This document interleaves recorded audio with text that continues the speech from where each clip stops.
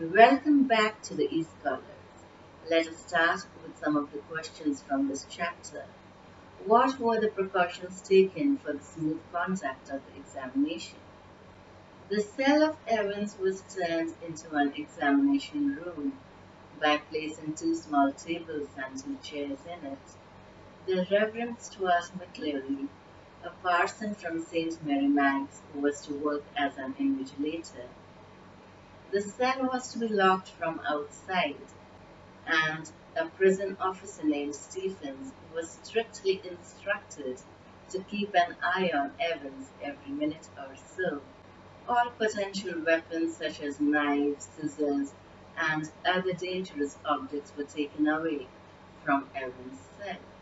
Even the contents of the suitcase of the invigilator were thoroughly searched, and a paper knife which was found at the bottom of the case was very politely taken away by Mr. Jackson, a senior prison officer.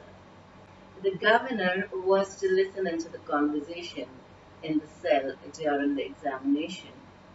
The cell was in the D wing, which had two heavy gates, outer and inner. Both were locked securely. Mr. Jackson was in constant touch with the governor on the phone. In short, all the necessary precautions were taken to see that Evans does not get any means of escape. Let's go through the important points.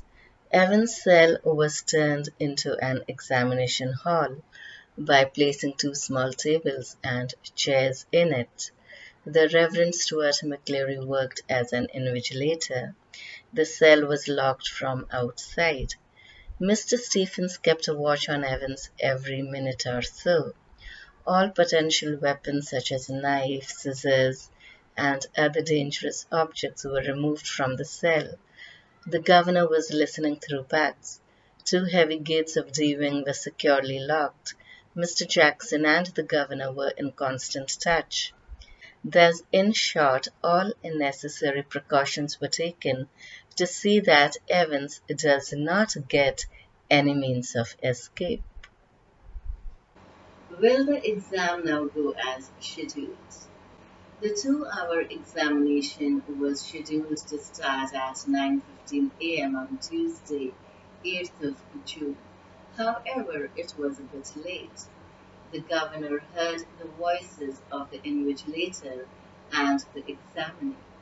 After being instructed by McCleary, the invigilator, to write down the name of the paper, the index number, and the center number, at 9:20 a.m., Evans objected to the presence of Mr. Stephens, a prison officer, in the examination room as it would disturb his concentration. The governor ordered Jackson to get Stephens out of that cell. Then the examination began. At 9:40 a.m., the governor got a call from the assistant secretary of the examinations board.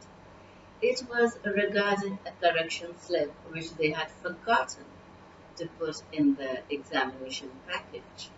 The governor put him straight through to Mr. Jackson in D wing, and the correction slip was dictated to Evans. At 10:50 a.m., Evans complained of bitter chill and requested McCleary if he could put a blanket around his shoulders. McCleary told him to be quick about it.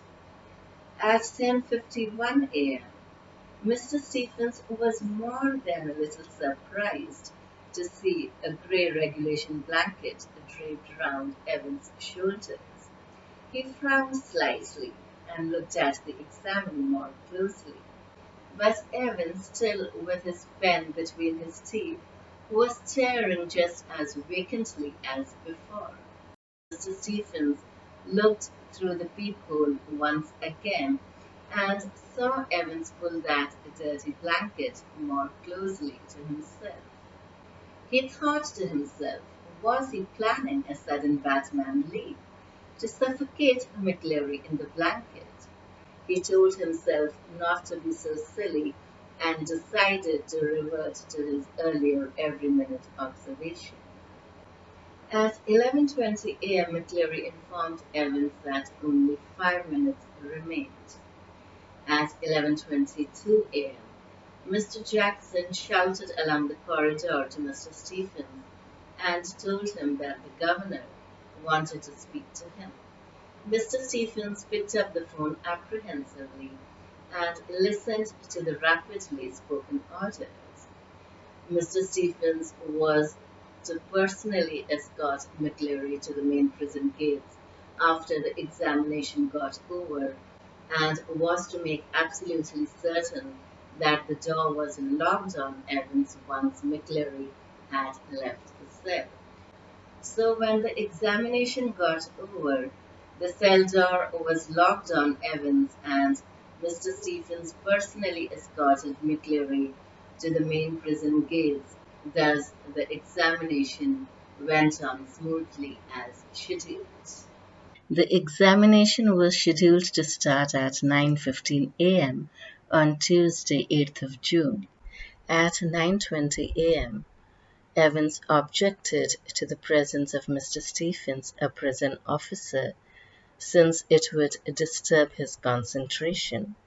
At 9:40 a.m., the governor got a call from the assistant secretary of the examinations board regarding a correction slip which they had forgotten to put in the examination package. At 10:50 a.m., Evans complained of bitter chill and asked McCleary to provide him with a blanket. At 10:51 a.m., Mr. Stephens was surprised to see a grey regulation blanket draped around Evans' shoulders. At 11:20 a.m., Evans was informed by McCleary that only 5 minutes remained for the examination. At 11:22 a.m., Mr. Stephens got a call informing him that he had to personally escort McCleary to the main gates after the examination got over. After the examination was over, Mr. Stephens personally escorted McCleary to the main prison gates. Thus, the examination went on smoothly as scheduled. Did the governor and his staff finally heave a sigh of relief? The governor heard the door clang for the last time after the examination got over. Mr. Stephens personally escorted McCleary to the main prison gates. His Scots accent seemed broader, and he seemed to have suddenly grown a bit slimmer under his long black overcoat. Mr. Stephens was pleased that the governor had asked him, and not Mr. Jackson, to see McCleary off the premises. All in all, the morning had gone pretty well. The governor and his staff finally heaved a sigh of relief after the examination got over, but little did they know that it would only be for a short while. On returning to the cell of Evans, Mr. Stephens was shocked to see a person sprawled back in Evans' chair, with all blood dripping from front of his head and beard, and now it was spreading over the white clerical collar and down into the black clerical front. Mr. Stephens hastily jumped to conclusion that it was Evans who hit McCleary and walked out impersonating him. Thus, a search began for Evans, dressed up as a person. Mr. Stephens personally escorted McCleary to the main prison gates. His long black overcoat fostered the illusion that he had suddenly grown a bit slimmer. All in all, the morning had gone pretty well. The governor and the staff heaved a sigh of relief, but for a short while. On returning to Evan's cell, Mr. Stephens was shocked to see a person sprawled back in Evan's chair with all blood dripping from front of his head. Mr. Stephens jumps to conclusion that Evans hit McCleary and walked out impersonating him. Thus search began for Evans, disguised as a parson. Will the injured McCleary be able to help the prison officers to track Evans? In actual, the injured McCleary was the real Evans himself. So it is but obvious that he won't help the prison officers to track himself. He was putting on an act and deceiving the prison officers as well as the police from the very beginning. He asked the prison officers to get the police and not to worry about the ambulance. He showed more interest in the arrival of the police than of ambulance, and he drew the governor's attention to the photocopied sheet on the last page of the German question paper, which contained the route of escape, that is, from Elsfield Way Drive to the Headington roundabout. When the police car arrived, Detective Superintendent Carter came out and greeted the governor. On seeing McCleary in this condition, he wondered who had hit him. But before the governor could explain anything, McCleary told the officer to go to Elsfield Way, as he knew where Evans was.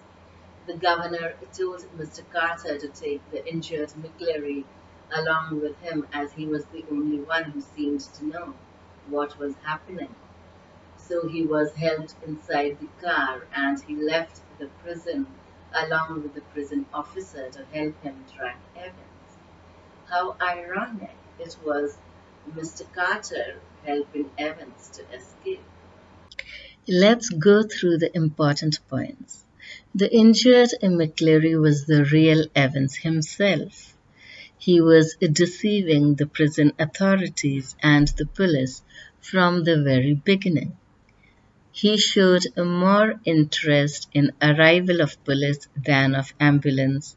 He drew the governor's attention to the photocopied sheet in German text which contained the route of escape. The police car arrived and he accompanied Detective Superintendent Carter to track Evans. In fact, it was Mr. Carter helping Evans to escape. Will the clues left behind on the question paper put Evans back to prison again? The injured McCleary drew the governor's attention to the German question paper and the photocopied sheet in German, which contained the route of escape. When the police car arrived and halted near the prison yard, Detective Superintendent Carter came out and greeted the governor. On seeing McCleary in this condition, he wondered who had hit him. But before the governor could explain anything, McCleary told the officer to go to Elsfield Way so that they can catch up on Evans.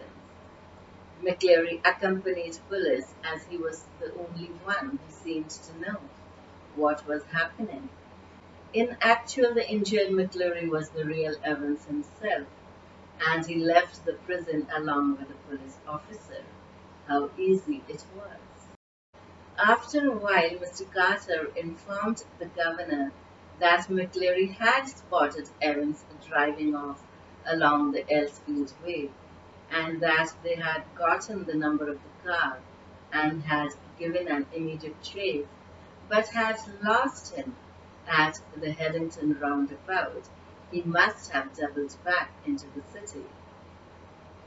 The governor told him that he might be on his way to Newbury and explained his reasons for believing so, and asked Mr. Carter if he had managed to get McCleary to the hospital.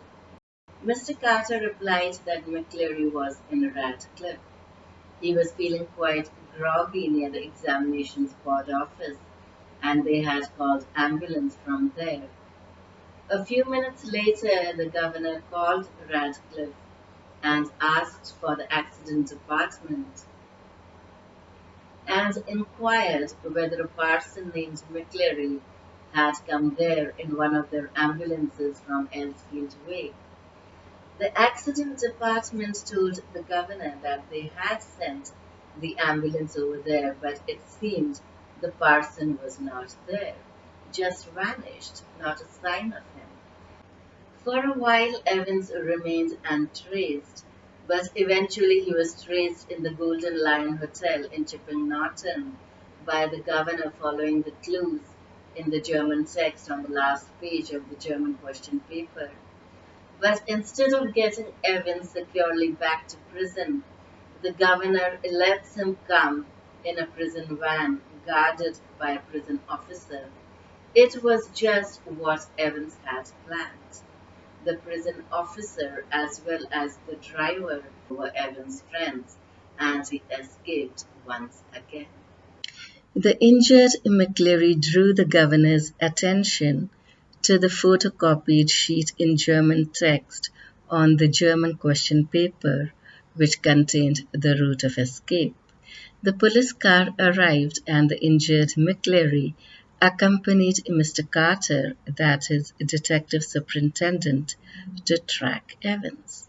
Mr. Carter informed the governor that McCleary had spotted Evans driving off along the Elsfield Way, got the number of the car, and had given an immediate chase but had lost him at Headington roundabout.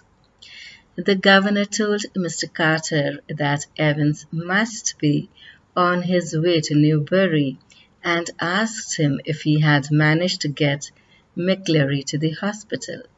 Mr. Carter replied that McCleary was in Radcliffe. The governor called Radcliffe and asked whether a parson named McCleary was there. The accident department of Radcliffe informed the governor that they had sent ambulance, but it seems the parson was not there. He vanished, not a sign of him. The governor realized it was not Evans impersonating McCleary who had walked out, but it was Evans impersonating McCleary who had stayed in. Eventually he was traced by the governor following the clues in the German text on the last page of the German question paper. But instead of getting him back with him, the governor lets him come in the prison van, guarded by a prison officer. The prison officer, as well as the driver, were Evans' friends and helped him to escape once again. When Stephens comes back to the cell, he jumps to a conclusion and the whole machinery blindly goes by his assumption without even checking the identity of the injured McCleary. Does this show that how hasty conjectures can prevent one from seeing the obvious?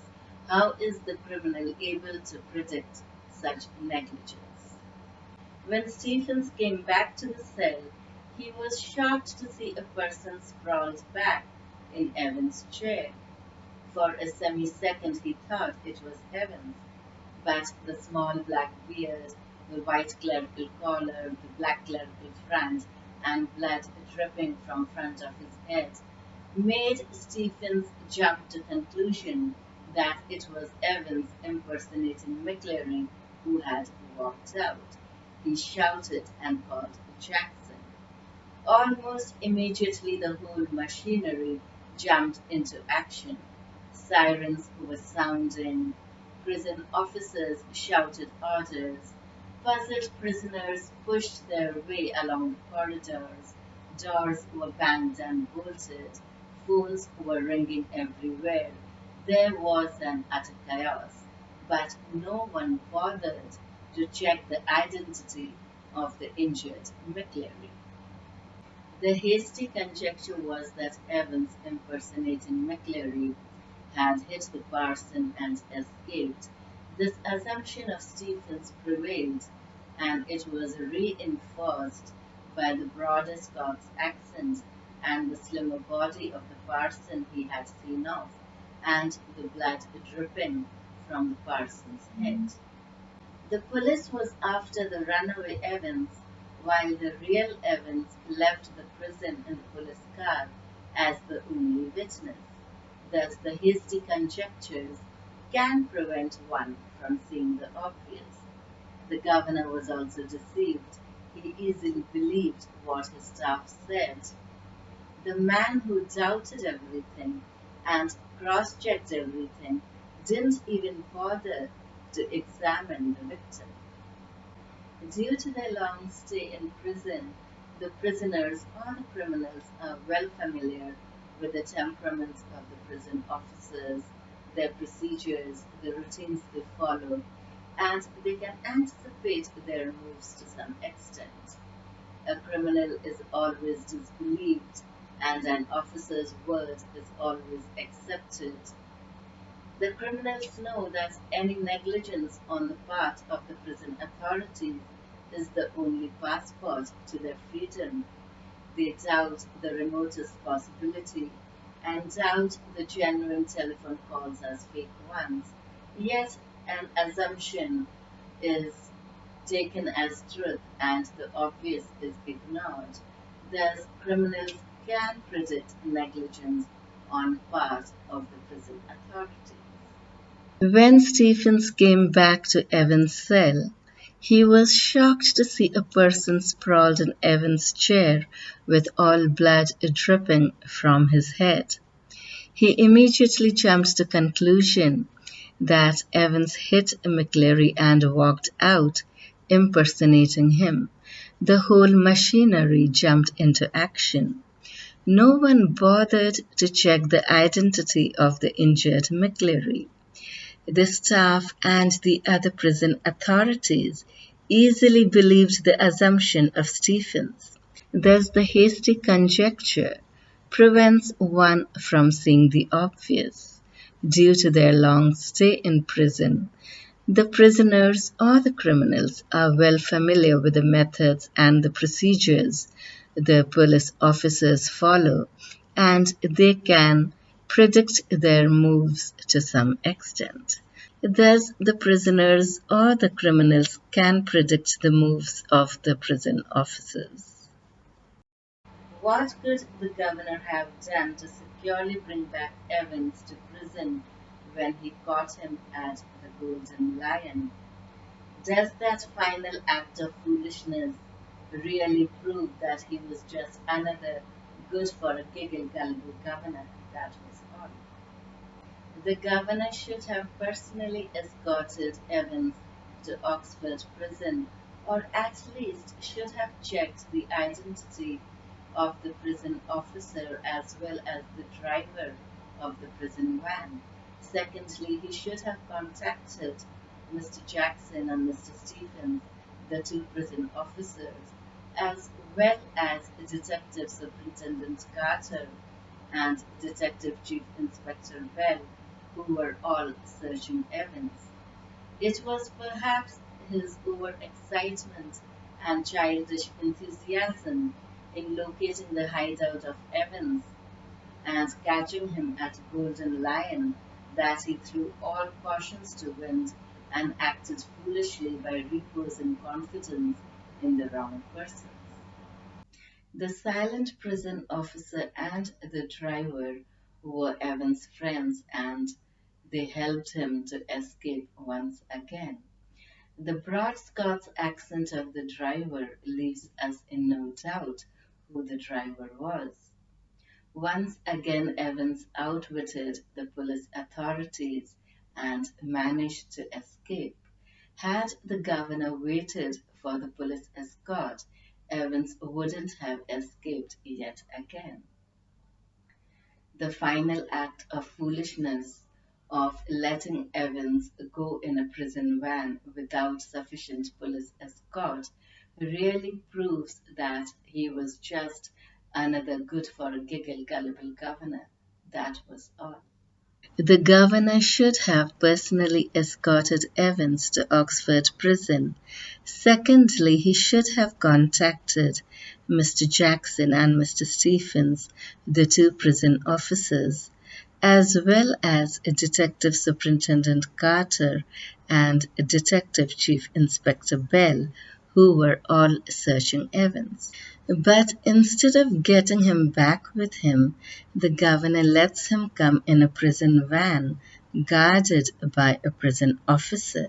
The prison officer, as well as the driver, were Evans' friends and helped him to escape once again.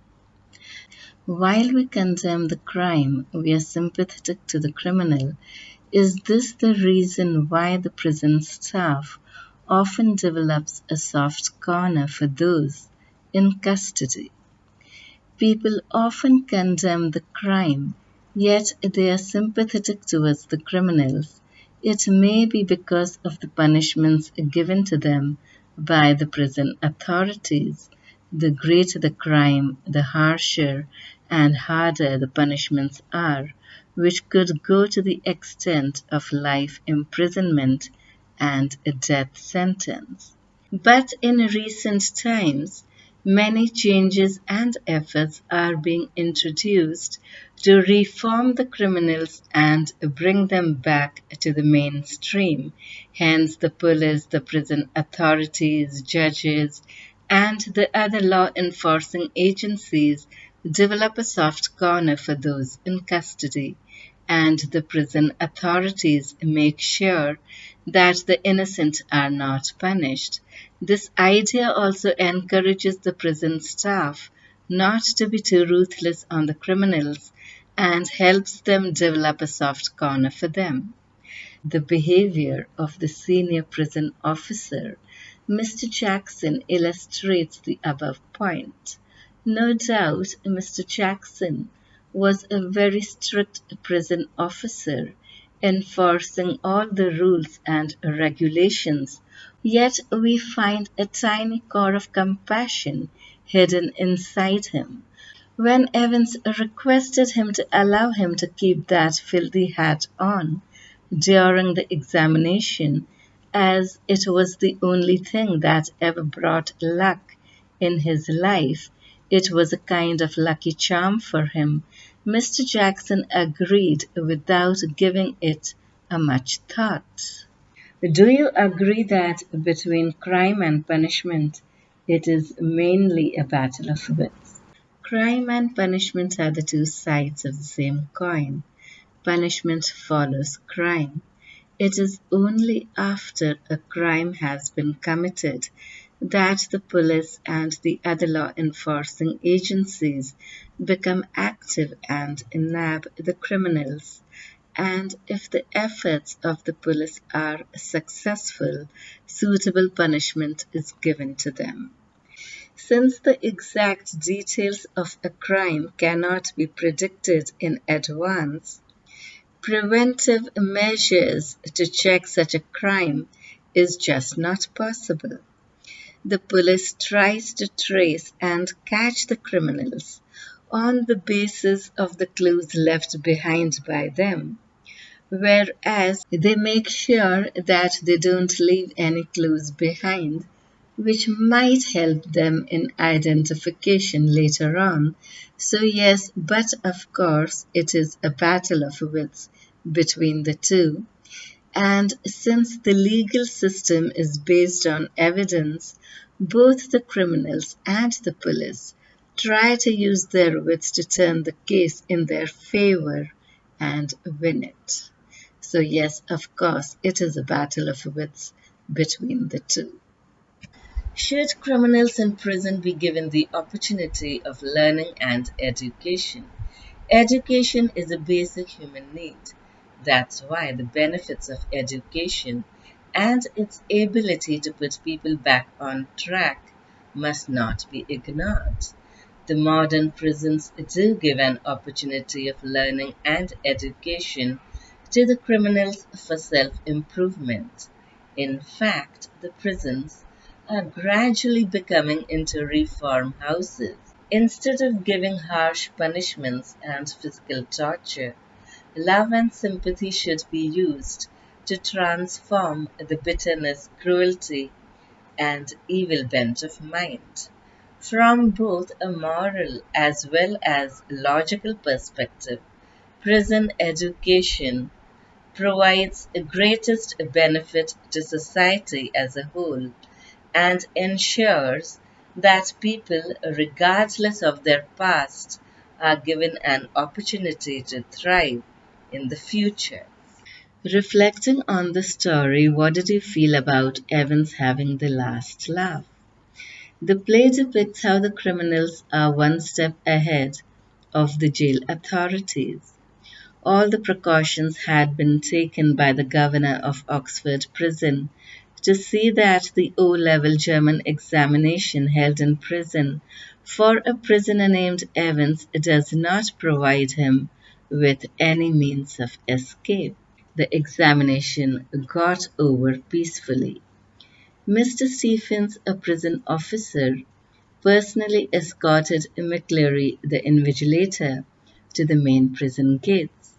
His long black overcoat fostered the illusion that he had suddenly grown a bit slimmer.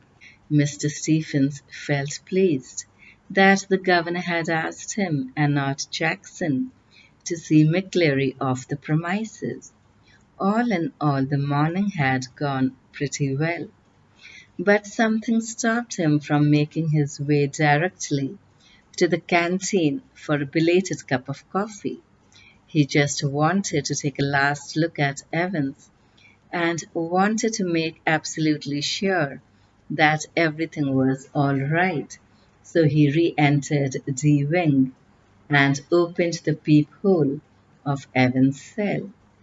He was shocked to see a man sprawled back in Evan's chair with all blood dripping from front of his head, and now it was spreading over the white clerical collar and down into the black clerical front. Mr. Stephens immediately jumped to the conclusion that it was Evans impersonating McCleary who had walked out. He shouted and called Jackson. Jackson came and immediately sent Stephens to call the police and the ambulance. And then Mr. Jackson and Stephens supported McCleary on either side and brought him to prison yard, where he was greeted by the governor perplexed and grim. The injured McCleary drew the governor's attention to the German question paper and the photocopied sheet in German, which contained the route of escape. The police car arrived and halted near the prison yard. Detective Superintendent Carter came out and greeted the governor. On seeing McCleary in this condition, he wondered who had hit him.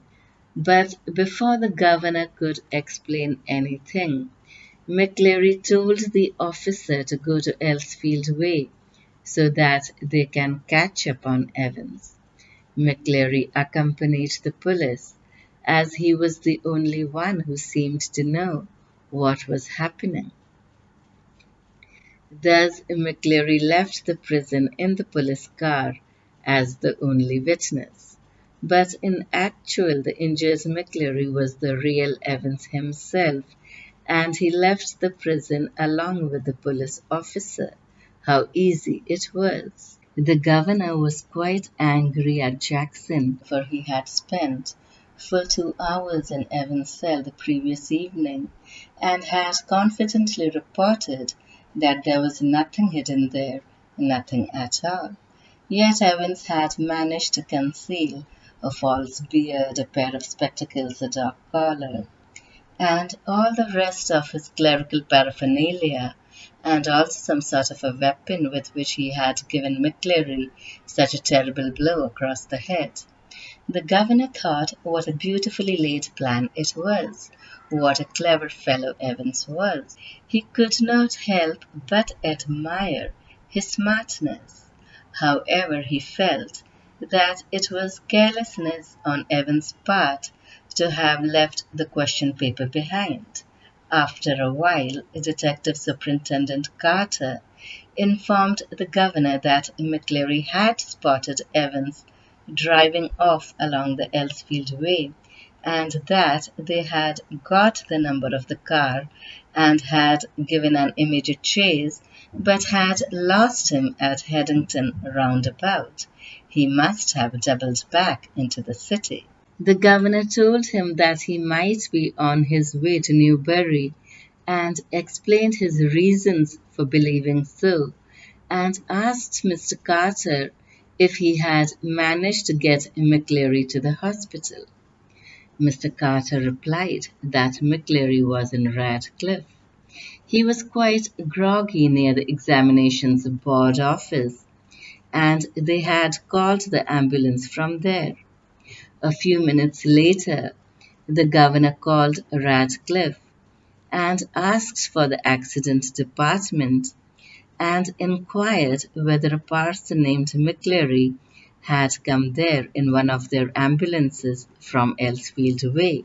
The accident department informed the governor that they had sent the ambulance over there, but it seemed the parson was not there, just vanished, not a sign of him.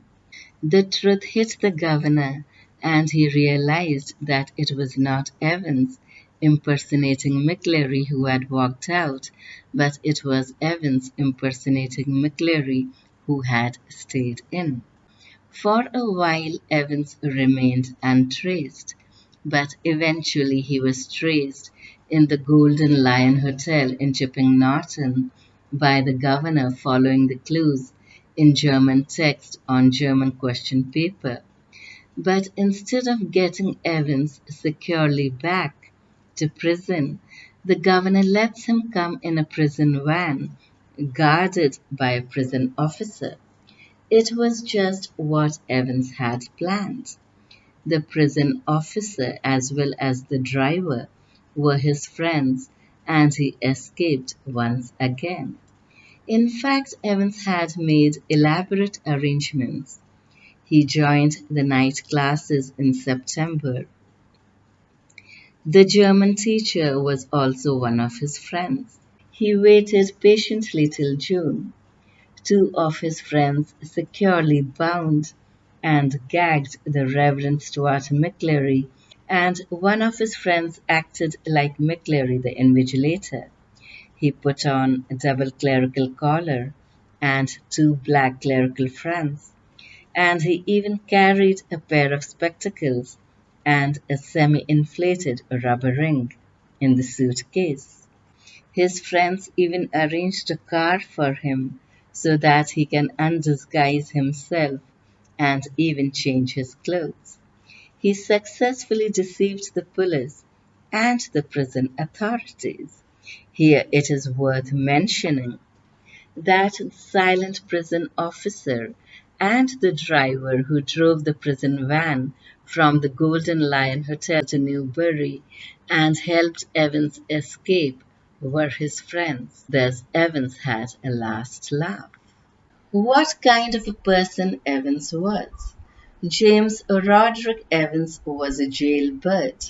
The prison officers called him Evans the Break because he had already escaped 3 times from the prison.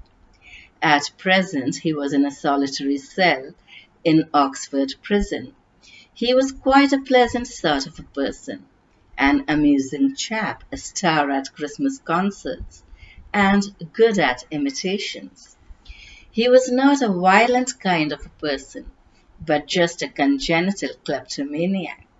He was quite a clever and smart person. He never lost his presence of mind. Even in the worst of circumstances, he had planned out everything carefully and executed his plan skillfully. Every detail was worked out beforehand. Thus, his ingenuity and his presence of mind also helped him to escape.